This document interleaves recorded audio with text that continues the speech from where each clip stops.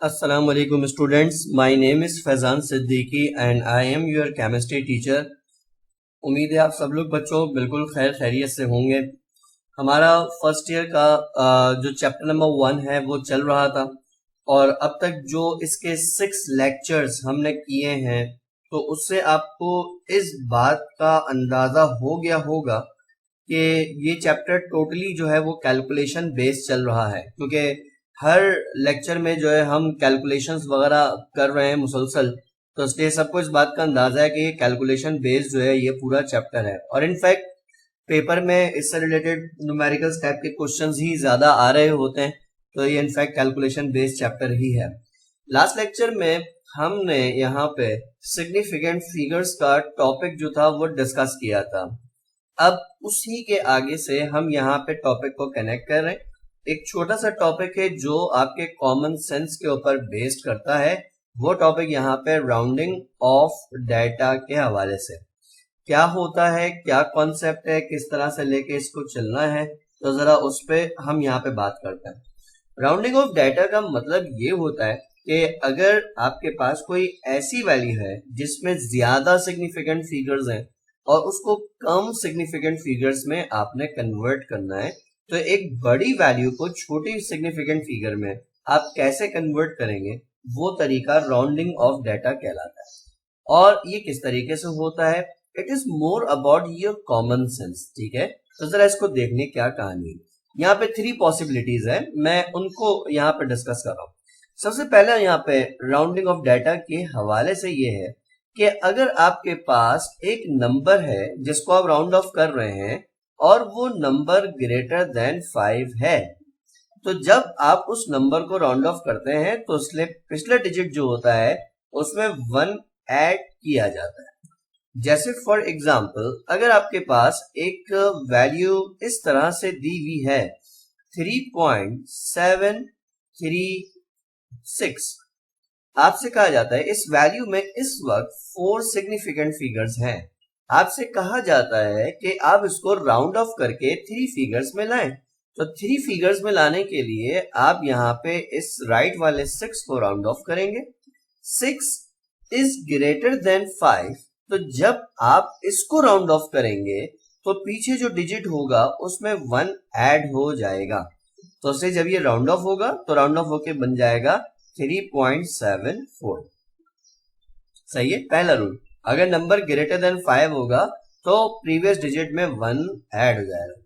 Rounding off data का दूसरा rule ये है कि if a number is less than 5, अगर कोई ऐसा डिजिट आप राउंड ऑफ कर रहे हैं जो 5 से लेसर है, तो राउंड ऑफ करने पर उससे प्रीवियस जो नंबर होगा उसमें किसी किस्म का कोई चेंज नहीं आएगा। जैसे फॉर एग्जाम्पल अगर वैल्यू इस तरह से दी हुई है 5.71, आपसे कहा जाता है कि इस वैल्यू में इस वक्त 3 सिग्निफिकेंट फिगर्स हैं, आप उसको राउंड ऑफ करें और 2 फिगर्स में लेकर आए। तो जब आप 2 फिगर में लेकर आएंगे तो सबसे राइट पे जो डिजिट आ रहा है आप उसको राउंड ऑफ करेंगे। तो सबसे राइट पे 1 आ रहा है, आपने राउंड ऑफ किया। 1 क्योंकि लेस देन 5 है तो इसलिए जब राउंड ऑफ करेंगे तो पीछे कुछ भी ऐड नहीं होगा और ये 5.71 राउंड ऑफ होके बन जाएगा 5.7। बात समझ में आ रही है बच्चों? अगर दोनों को आप कंपैरिजन में लें तो बात सिंपल है कि जब कोई नंबर ग्रेटर देन 5 होगा तो पीछे 1 ऐड हो जाएगा और जब कोई नंबर लेस देन 5 होगा तो पीछे कुछ भी ऐड नहीं होगा। ये इस तरीके से बनेगा। अच्छा, इसी तरह से थर्ड जो रूल है वो ये है कि अगर आप वैल्यू को राउंड ऑफ कर रहे हैं और वहां पे 5 आ जाए, जब आप 5 को राउंड ऑफ करते हैं यानी आप देखिए ग्रेटर देन 5 है तो 1 ऐड हो रहा है, लेस देन 5 है तो कुछ भी ऐड नहीं हो रहा।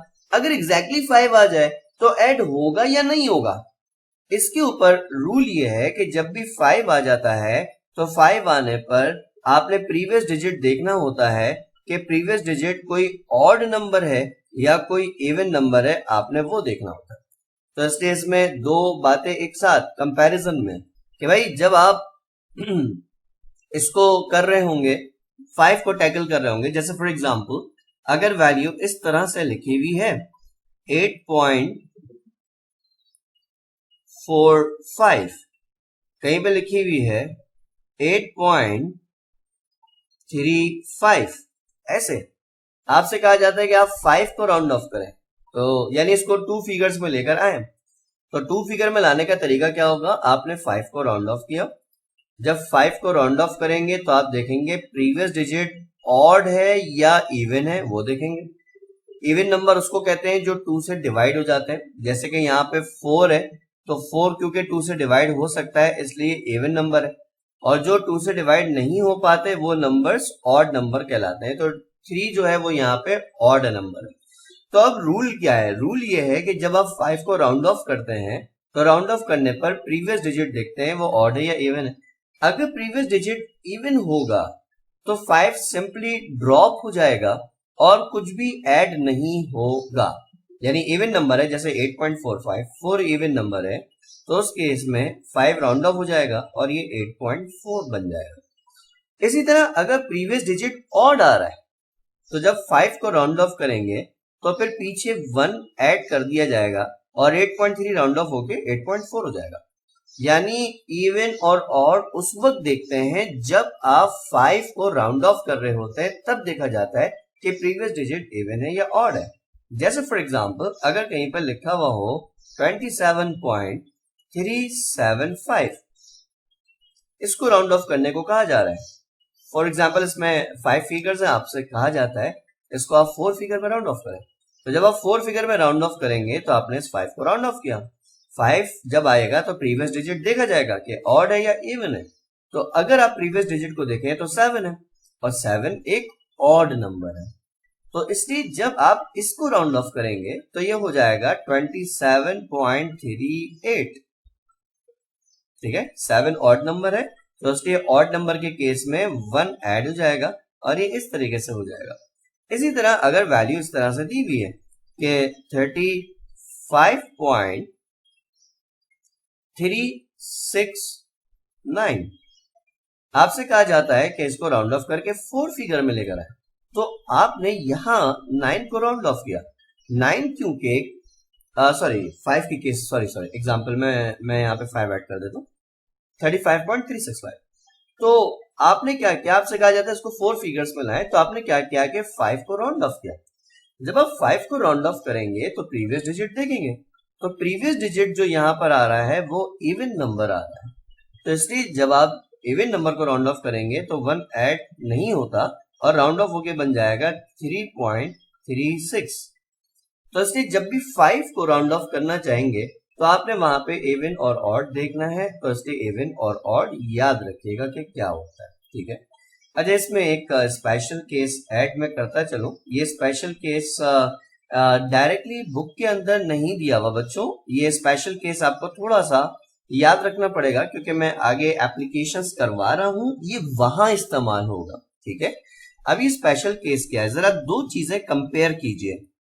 सपोज करें लिखा हुआ है 4.75 और कहीं पे लिखा हुआ है 475, यानी एक डेसिमल वैल्यू है, पॉइंट आ रहा है, और दूसरी वैल्यू जो है वो नॉन डेसिमल वैल्यू है। आपसे कहा जाता है कि इसमें 3 फिगर्स हैं, आप इसको राउंड ऑफ करके 2 फिगर्स में लेकर आए। तो आपने क्या किया कि आपने 5 को राउंड ऑफ किया। 5 को राउंड ऑफ किया तो पिछला डिजिट ऑड था, 1 ऐड हो गया। जब 1 ऐड हो गया तो ऐड होने पर ये बन गया क्या, 4.8। इसी तरह से 475 है, आपने इसको राउंड ऑफ किया। तो जब आप 5 को राउंड ऑफ करेंगे तो पिछला डिजिट देखेंगे, पिछला डिजिट ऑड है यानी कि 7 है, तो इसलिए 1 ऐड हो जाएगा। तो जब 7 में 1 ऐड हो जाएगा तो ऐड होने के बाद ये बन जाएगा 8। लेकिन यहां पे इस बात का ध्यान में रखना है कि अगर वैल्यू नॉन डेसिमल है, ठीक है ना, दोनों में फर्क है, जो फर्स्ट वैल्यू है वो डेसिमल वैल्यू है और जो सेकंड वैल्यू है वो नॉन डेसिमल वैल्यू है। तो अगर वैल्यू नॉन डेसिमल होगी यानी उसमें पॉइंट नहीं आएगा, तो जिस वैल्यू को आप राउंड ऑफ कर रहे हैं उस नंबर की जगह पर आप 0 का इजाफा भी करते जाएंगे। बात समझ में आ रही है? यानी आपने 5 को राउंड ऑफ किया तो पीछे 1 ऐड कर दिया, चले कर दिया, लेकिन उस 5 की जगह 0 आएगा। ये कॉमन सेंस की बात भी है, क्योंकि देखो 475 राउंड ऑफ होके 480 के करीब करीब जाएगा, लेकिन ऐसा तो नहीं हो सकता कि 475 राउंड ऑफ हो और राउंड ऑफ होके 48 बन जाए। तो क्या 475 एंड 48 एक दूसरे के बराबर हो सकते हैं? नहीं हो सकते हैं ना, कोई लिंक ही नहीं बन रहा। तो इसलिए चीज याद रखना, जब आप नॉन डेसिमल वैल्यू को राउंड ऑफ करते हैं तो उसकी जगह पे 0 का इजाफा करते हैं। जैसे फॉर एग्जाम्पल मैं इसको एक और दफा राउंड ऑफ करूं, आपसे कहते हैं भाई 8 को राउंड ऑफ करते हैं इस फर्स्ट एग्जाम्पल में, तो 8 ग्रेटर देन 5 है तो पीछे 1 ऐड हो जाएगा तो ये 5 हो जाएगा। 8 की जगह कुछ भी नहीं आएगा क्योंकि डेसिमल वैल्यू थी। अच्छा, इसी तरह इस वाले 8 को राउंड ऑफ करें जो राइट पर है, तो जब 8 को राउंड ऑफ करेंगे 8 ग्रेटर देन 5 है तो पीछे 1 ऐड हो जाएगा, तो 4 में 1 ऐड होगा तो ये हो जाएगा 5, और इस 8 की जगह पे आपने लगाया 0, और जो 0 था पुराना वाला वो तो वैसे ही रहेगा इस तरह से। तो इसलिए इस तरीके से आपने इसको टैकल करना है, तो इसलिए इसको ध्यान में रखना कि decimal and non decimal values को आप इस तरह से लेके चलते हैं, ठीक है। तो इसलिए जरा आइडिया रखिएगा। अच्छा, अब ये जो सिग्निफिकेंट फिगर्स से रिलेटेड है, यहाँ पे हमारे पास कुछ इसकी एप्लीकेशंस हैं, तो उनको हम यहाँ पे डिस्कस करेंगे।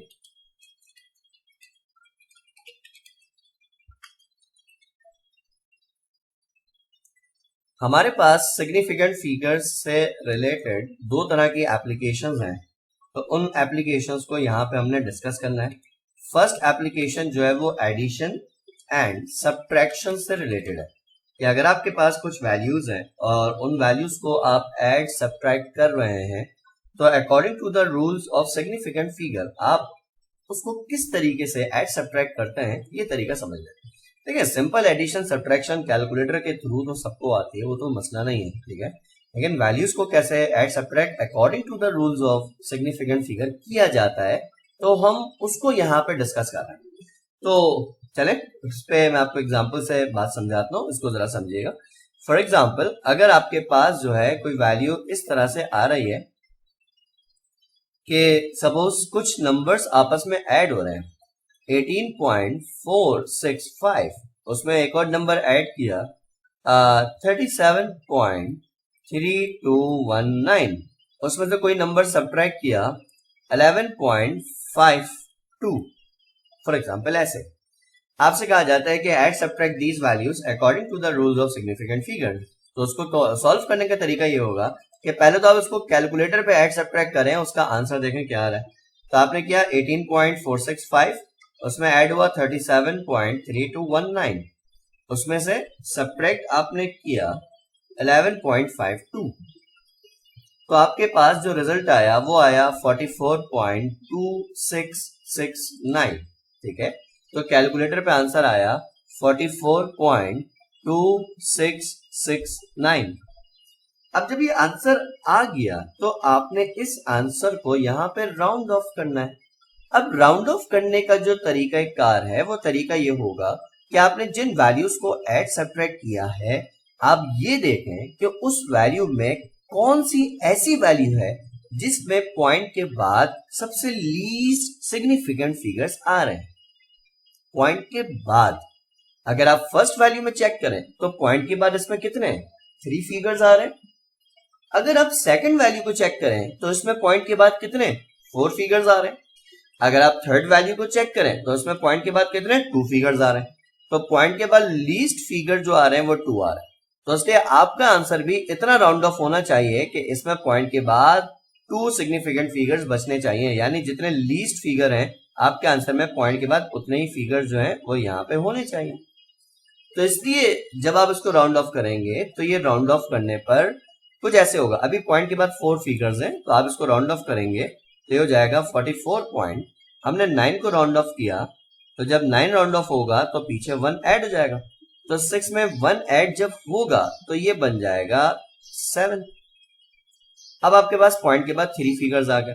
आपने एक और दफा राउंड ऑफ किया 7 को, जब 7 को राउंड ऑफ किया तो पीछे 1 ऐड हो जाएगा और ये हो जाएगा 44.27।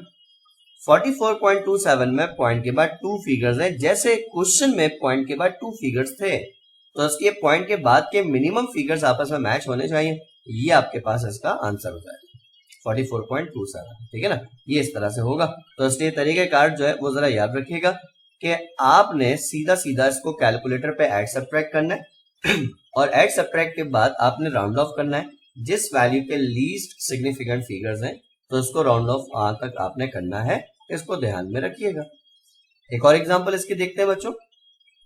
अगर सपोज करें कि वैल्यू इस तरह से आपके पास चल रही है, लिखा हुआ है कि 546.342, उसमें ऐड किया 75.9, उसमें से सब्ट्रैक्ट किया 123.4567। आपसे कहा जाता है कि round off, simplify these values according to the rules of significant figures. तो according to the rules of significant figure जब आप इसको सिंप्लीफाई करेंगे तो आपने सबसे पहले तो कैलकुलेटर पे ऐड करके देखना है कि इसका रिजल्ट क्या आ रहा है। तो 546.342 प्लस 75.9 माइनस 123.4567। तो आपने जब इसको ऐड सब्ट्रैक्ट किया तो आंसर आया 498.7853। तो आपने वो आंसर लिखा 498.7853। सही है। अच्छा, उसके बाद आपने इसको राउंड ऑफ करना है। तो राउंड ऑफ करने के लिए देखना है कि पॉइंट के बाद कौन सी वैल्यू के लीस्ट फिगर्स हैं। तो अगर मैं क्वेश्चन में देखूं तो फर्स्ट वैल्यू में पॉइंट के बाद 3 फिगर्स हैं, सेकंड वैल्यू में पॉइंट के बाद 1 फिगर है, थर्ड वैल्यू में पॉइंट के बाद 4 फिगर्स हैं।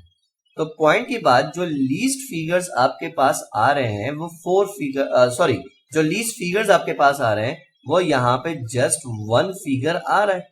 तो इसलिए आप अपने आंसर को इतना राउंड ऑफ करें कि उसमें पॉइंट के बाद 1 फिगर बचने चाहिए। तो अभी आपके आंसर में पॉइंट के बाद 4 फिगर्स हैं, इसको पॉइंट के बाद 1 फिगर में लाना है। तो जब 1 फिगर में लाएंगे आपने क्या किया कि इस 3 को यहाँ पे राउंड ऑफ कर दिया। जब 3 को राउंड ऑफ किया तो पीछे 1 ऐड नहीं होगा और ये बन जाएगा 498.785। ठीक है, क्योंकि 3 जो है वो लेस देन 5 है तो इसलिए पीछे कुछ भी ऐड नहीं होगा। अच्छा, इसी तरह आपने 5 को राउंड ऑफ किया। जब 5 राउंड ऑफ करते हैं तो देखते हैं पिछला डिजिट ऑड है या इवन है। पीछे ऐड 8 आ रहा है, तो 8 जो है ये एक इवन नंबर है, तो इसके इवन के केस में कुछ भी ऐड नहीं होगा। तो इसलिए जब आप 5 को राउंड ऑफ करेंगे तो ये बन जाएगा 498.78। ठीक है, 8 इवन नंबर था इसलिए कुछ भी ऐड नहीं हुआ। फिर उसके बाद आपने 8 को राउंड ऑफ करना है। सही, आपको पॉइंट के बाद 1 फिगर चाहिए, जरा ध्यान रखिएगा। तो अभी पॉइंट के बाद 2 फिगर्स आ रहे हैं, अब 1 फिगर मिलाना है। तो आपने 8 को राउंड ऑफ किया। जब आप 8 को राउंड ऑफ करेंगे तो 8 ग्रेटर देन 5 है। तो जब आप एक ऐसा नंबर राउंड ऑफ कर रहे हैं जो ग्रेटर देन 5 होगा तो राउंड ऑफ करने पर पीछे 1 ऐड हो जाएगा। तो जब 1 ऐड हो जाएगा तो ये बन जाएगा 498.8। अब यहाँ पे जो आंसर आ रहा है उसमें पॉइंट के बाद 1 फिगर आ रहा है, तो ये आपका जो है वो यहाँ पे फाइनल आंसर हो जाएगा। ये इस तरीके से होगा। तो इसलिए इस बात को आप तमाम स्टूडेंट्स एक ध्यान में रखिएगा कि जब भी आपसे कहा जाता है कि आप एडिशन सब्ट्रैक्शन कीजिए according to the rules of significant figures, तो आप किस तरह से करेंगे। तो ये तरीका होगा कि आप उसको कैलकुलेटर पे ऐड सब्ट्रैक्ट करें, आंसर लिखें और फिर उस आंसर को आपने राउंड ऑफ करना है। तो उसका ये तरीकेकार होगा, इसलिए इसको जरा ध्यान में रखिएगा। तो ये आपके पास एडिशन सब्ट्रैक्शन की एप्लीकेशन आ गई। अच्छा भाई, उसके बाद यहाँ पर सेकंड जो एप्लीकेशन है, it is related to multiplication and division. अगर आपके पास कुछ वैल्यूज हैं, आपसे कहा जाता है कि आप इन वैल्यूज को मल्टीप्लाई डिवाइड करें according to the rules of significant figures. तो according to the rules of significant figures इसको मल्टीप्लाई डिवाइड करने का जो तरीका है वो मुख्तलिफ है। अब इसमें क्या चीज मुख्तलिफ है तो मैं वही यहाँ पे डिस्कस करने जा रहा हूं, तो उसको आप सारे ध्यान से समझें। मैं इसकी 2-3 एग्जाम्पल दूंगा क्योंकि अलग अलग एग्जाम्पल में अलग अलग बातें आएंगी। फॉर एग्जाम्पल, अगर आपसे कहा जाता है कि 2 वैल्यूज मल्टीप्लाई हो रही है या डिवाइड हो रही है, जैसे फॉर एग्जाम्पल एक वैल्यू है 79.364, ये डिवाइड हो रहा है 11.72 से। आपसे कहा जाता है कि divide these values according to the rules of significant figure या multiply these values according to the rules of significant figures. तो according to the rules of significant figures आप किस तरह से इसको मल्टीप्लाई डिवाइड यानी कि सॉल्व करेंगे। तो तरीका ये होगा कि आप इसको सबसे पहले तो कैलकुलेटर पे रख के सॉल्व करें और देखें आंसर क्या आ रहा है। तो आपके पास वैल्यू है 79.364, उसको आपने डिवाइड किया 11.72 से। तो जब आपने इसको डिवाइड किया तो डिवाइड करने पर आंसर आया 6.77167 और फिर ये आंसर लंबा जा रहा है। आप इस आंसर में पॉइंट के बाद 5 डिजिट ले लेते हैं ताकि राउंड ऑफ आसानी से किया जा सके। तो 6.77167 ये इसका आंसर आ रहा है। तो मैंने क्या किया कि इसका आंसर लिखा 6.77167। अब ये जो आंसर आपके पास आ रहा है, आपने अब इस आंसर को राउंड ऑफ करना है। इसको राउंड ऑफ करने का जो तरीका कार है वो ये है कि भाई जब आप दो वैल्यूज को मल्टीप्लाई या डिवाइड करते हैं तो इसमें आप ये देखते हैं कि उनमें से किस वैल्यू के ओवरऑल सिग्निफिकेंट फिगर्स मिनिमम है। ओवरऑल पॉइंट के बाद का नहीं देखेंगे, पॉइंट के बाद का उस वक्त देखते हैं जब एडिशन सब्ट्रैक्शन होता है। मल्टीप्लिकेशन डिवीजन में पॉइंट के बाद का नहीं देखते, इसमें ओवरऑल देखते हैं। तो अगर फर्स्ट वैल्यू में मैं ओवरऑल देखूं तो इस वैल्यू में टोटल 5 सिग्निफिकेंट फिगर्स हैं। सेकंड वैल्यू में ओवरऑल देखूं तो सेकंड वैल्यू में 4 सिग्निफिकेंट फिगर्स हैं। तो ओवरऑल जो सिग्निफिकेंट फिगर है वो यहां पर आ रहे हैं 4, ये लेसर सिग्निफिकेंट फिगर है। तो आप अपने आंसर को इतना राउंड ऑफ करें कि वो 4 फिगर्स में आ जाए। तो इसलिए जब आप इसको राउंड ऑफ करेंगे तो आपने सबसे पहले 7 को राउंड ऑफ किया। 7 को राउंड ऑफ करेंगे, 7 ग्रेटर देन 5 है तो पीछे 1 ऐड हो जाएगा और ये बन जाएगा 6.7717। फिर उसके बाद आपने मजीद राउंड ऑफ किया, आपने 4 फिगर में आंसर लाना है। इस टाइम इस आंसर में 5 फिगर्स हैं। उसके बाद आपने क्या किया कि जो राइट पे 7 आ रहा है आपने इसको दोबारा राउंड ऑफ किया। जब राउंड ऑफ करेंगे तो पीछे 1 ऐड हो जाएगा और जब 1 ऐड होगा तो ये बन जाएगा 6.772। 6.772 में टोटल 4 फिगर्स हैं और आपको भी 4 फिगर्स में आंसर यहाँ पे चाहिए था, तो इसलिए 6.772 ये इसका यहाँ पे राइट आंसर बन जाएगा इन 4 सिग्निफिकेंट फिगर्स। ठीक है, तो इसलिए ये चीज ध्यान में रखनी है कि आपने जो मल्टीप्लीकेशन डिवीजन करनी है वो इस तरीके से आपने करनी है। ठीक है, लेकिन यहाँ पे बात अभी मेरी कंप्लीट नहीं हुई। देखो एडिशन सब्ट्रैक्शन में बच्चों अगर आप एग्जांपल देखें कि अगर आपके पास सपोज करें 3 वैल्यूज या 4 वैल्यूज या 5 वैल्यूज एक साथ ऐड सब्ट्रैक्ट हो रही होती हैं तो आप उसको एक साथ ऐड सब्ट्रैक्ट करते हैं और उसके बाद एक ही दफा राउंड ऑफ कर देते हैं, आप ये करते हैं। ठीक है, लेकिन अगर 2 से ज्यादा वैल्यूज मल्टीप्लाई या डिवाइड हो रही हैं तो आप उनको एक साथ सॉल्व नहीं कर सकते। जैसे फॉर एग्जाम्पल अगर इस तरह से एक वैल्यू आ रही है, जरा ध्यान से समझना क्योंकि फिर इससे मैचिंग का होमवर्क भी है। अगर एक वैल्यू आपके पास कुछ इस तरह से आ रही है कि लिखा हुआ है 54.179, इससे मल्टीप्लाई हो रहा है 2.78 और इसको डिवाइड कर रहा है 25.3। इस तरह आपसे कहा जाता है कि simplify this value according to the rules of significant figures. तो बहुत सारे बच्चों के ध्यान में ये बात आ रही होगी कि आप इसको एक ही दफा मल्टीप्लाई डिवाइड करके एक ही दफा राउंड ऑफ कर दें, लेकिन ये तरीका जो पैटर्न है हमारा उससे मुख्तलिफ है, इसलिए इस पे मार्क्स कट सकते हैं। तो इसलिए इसका तरीका जो बुक में दिया हुआ है वो ये है कि आप इसको पेयर्स बना के सॉल्व करें, यानी एक वक्त में सिर्फ 2 वैल्यूज को सॉल्व करें। तो इसलिए सॉल्व कैसे होगा अब इस पे बात करते हैं। जैसे ऊपर की जो 2 वैल्यूज हैं हमने पहले इनको मल्टीप्लाई करना है और राउंड ऑफ करना है। तो इसलिए 54.179 को आपने मल्टीप्लाई किया 2.781 से, इस तरह इसको आपने कैलकुलेटर में मल्टीप्लाई करना है और राउंड ऑफ करना है। तो पहले मल्टीप्लाई करके इसका आंसर देखते हैं।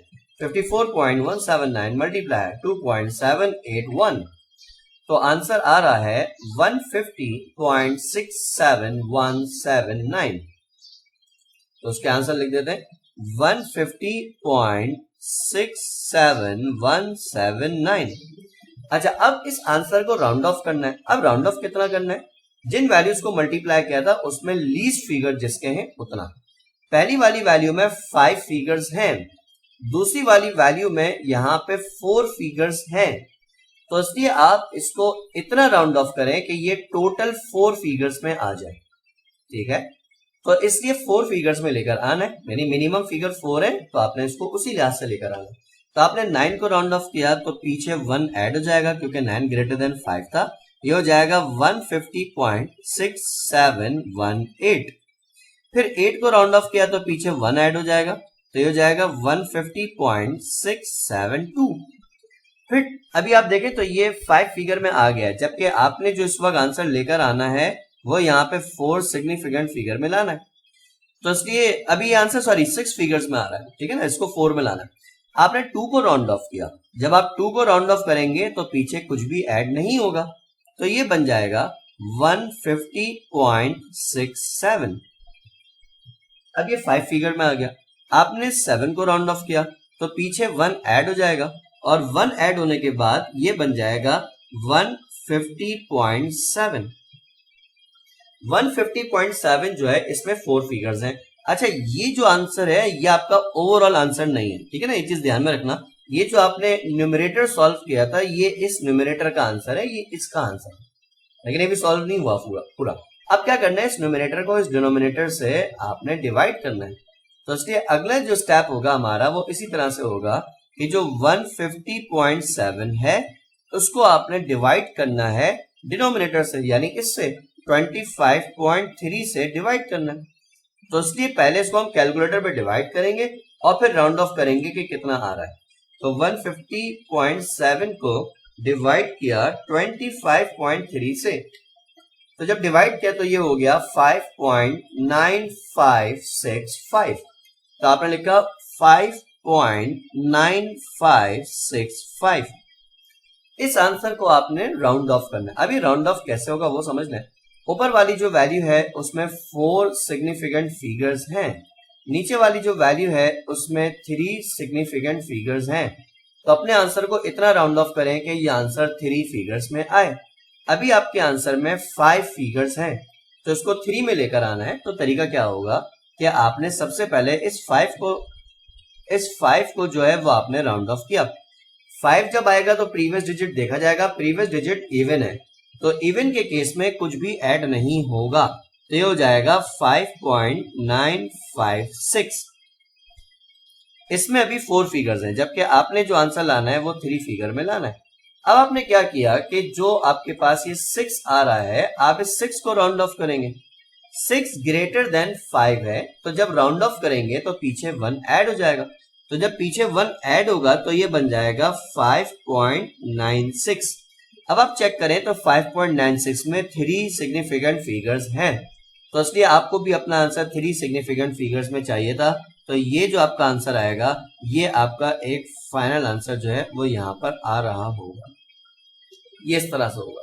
तो इसलिए तरीकाकार याद रखना, जब भी 2 से ज्यादा वैल्यूज आपस में मल्टीप्लाई डिवाइड होंगी तो आपने उसको इस तरीके से सॉल्व करना है कि 2-2 करके जो है आपने सॉल्व करना है, सारी वैल्यूज को एक साथ सॉल्व नहीं करना है।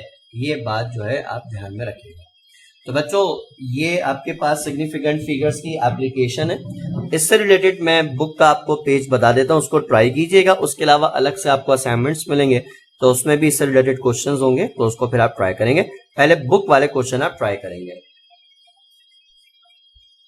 बुक का जो पेज नंबर है वो मैं आपको यहाँ पे बता दूं, जो कि आपका होमवर्क है वो ये है कि भाई बुक का पेज नंबर 27, इस पेज 27 में एक तो आपके पास यहाँ पर क्वेश्चन नंबर 8 है जो कि राउंड ऑफ के हवाले से है, तो इसलिए आपने पहले क्वेश्चन नंबर 8 जो है ना वो करना है, ठीक है।